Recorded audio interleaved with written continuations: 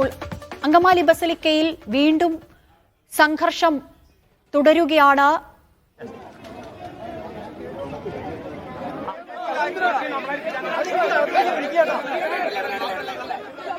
പോലീസുമായി ഉന്തും തള്ളുമുണ്ടായിരുന്നു. ഇപ്പോഴും ബസലിക്കയുടെ ഗേറ്റിന് മുന്നിൽ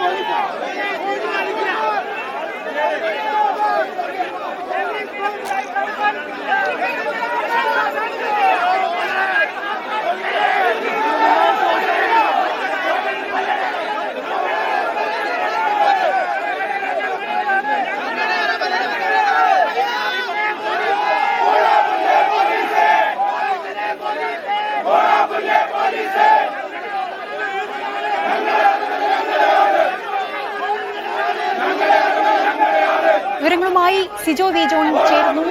സിജോ, സംഘർഷം രൂക്ഷമാവുകയാണോ അവിടെ? പോലീസിന്റെ പെട്ടെന്നുണ്ടായിരുന്ന നടപടിയാണ് വീണ്ടും സംഘർഷത്തിലേക്ക് പോകാനുള്ള കാരണം. അകത്ത് ചർച്ചകൾ നടക്കുകയാണ്. പുറത്ത് ഈ ഗേറ്റിന് സമീപം നിന്ന് വിശ്വാസികൾ മുദ്രാവാക്യം വിളിച്ചുകൊണ്ട് പ്രതിഷേധിക്കുകയായിരുന്നു. അതിനിടെയാണ് ആദ്യം എനിക്ക് നേരെ ഓപ്പോസിറ്റ് കാണുന്നത് ഈ ബിഷപ്പ് ഹൗസിന് നേരെ ഓപ്പോസിറ്റ് ഉള്ളത് കേരള പോലീസിന്റെ ഹെഡ്ക്വാർട്ടേഴ്സ് ക്യാമ്പാണ്. ആ ക്യാമ്പിനുള്ളിൽ നിന്ന് ബാരിക്കേഡ് കൊണ്ടുവന്ന് ഈ ഗേറ്റിന് ഫ്രണ്ടിൽ വയ്ക്കാൻ ശ്രമിച്ചു. അതായത് ഒരു കാരണവശാലും ഇപ്പോൾ ഗേറ്റ് പൊളിഞ്ഞിരിക്കുന്നു എന്നുള്ളത് കൊണ്ട് തന്നെ അത് വളരെ വേഗത്തിൽ മാറ്റി പൊളിച്ച് അവിടുന്ന് തുറന്ന് അകത്തോട്ട് പോകാൻ സാധിക്കും. അത് തടയുന്നതിൻ്റെ ഭാഗമായിട്ടാണ് ബാരിക്കേഡ് അതിന് കൊണ്ടുവന്ന് കവർ ചെയ്യാനുള്ള ശ്രമം നടത്തിയിരുന്നത്. പക്ഷേ വിശ്വാസികൾ വളരെ പെട്ടെന്ന് ആ പോലീസിനെ തള്ളി മാറ്റിക്കൊണ്ട് ആ ബാരിക്കേഡ് കൊണ്ടുവന്നത് മറ്റു സ്ഥലത്തേക്ക് മാറ്റുകയും ചെയ്തു.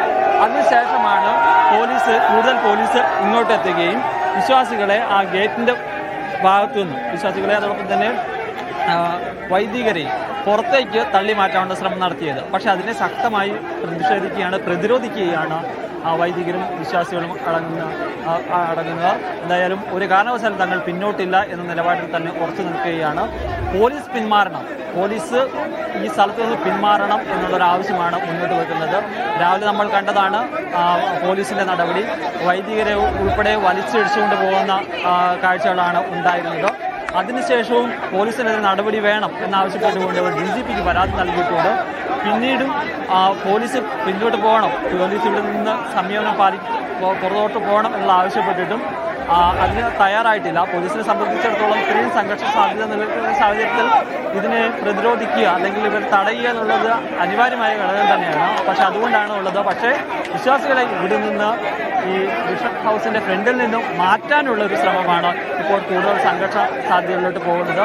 വിശ്വാസികൾ നമുക്ക് കാണാം വൈദികർ പിറകിൽ വശത്തായി നിൽക്കുന്ന വൈദികരെ മുന്നോട്ട് കൊണ്ടുവരികയാണ്. സ്വാഭാവികമായും വൈദികർ ഇതിൻ്റെ മുന്നോട്ട് വരുമ്പോൾ പോലീസുകാരെ സംബന്ധിച്ചിടത്തോളം അവരെ നീക്കം ചെയ്യുന്നതും കുറച്ച് ബുദ്ധിമുട്ടുള്ള കാര്യമാണ്. കാരണം വിശ്വാസികളോടുള്ള ഒരു സമീപനം വൈദികരോട് കാണിക്കാൻ സാധിക്കത്തില്ല.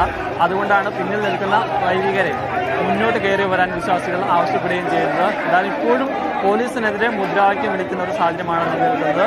നേരത്തെ അത്രയും ഇതൊരു സംഘർഷാവസ്ഥയിലേക്ക് ഇപ്പോൾ പോകുന്നില്ല. കാരണം ആദ്യമാണ് കുറച്ച് ഉച്ചയോടുകൂടി തന്നെയായിരുന്നു ഈ ഗേറ്റ് തകർത്ത് അകത്തോട്ട് കയറാനുള്ള ശ്രമം നടത്തിയിരുന്നത്. അത് പോലീസ് തടയുകയും ചെയ്തിരിക്കുന്നു. പക്ഷേ ഇപ്പോൾ ഈ പോലീസ് ഇവരെ നീക്കം ചെയ്യാനുള്ള ശ്രമമാണ് വീണ്ടും സംഘർഷ അവസ്ഥയിലേക്ക് പോവുകയും ചെയ്യുന്നത്.